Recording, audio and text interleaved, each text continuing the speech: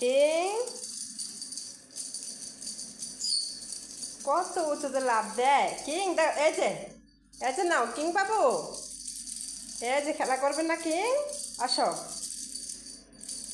ধরো তো বাবা।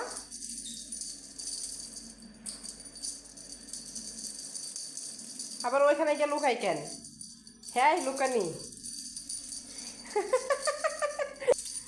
এই যে কিং, কিং বাবু, এই যে কিং কিং ধরো, এইবার ধরো, দেখি তুমি ধরতে পারো কিনা।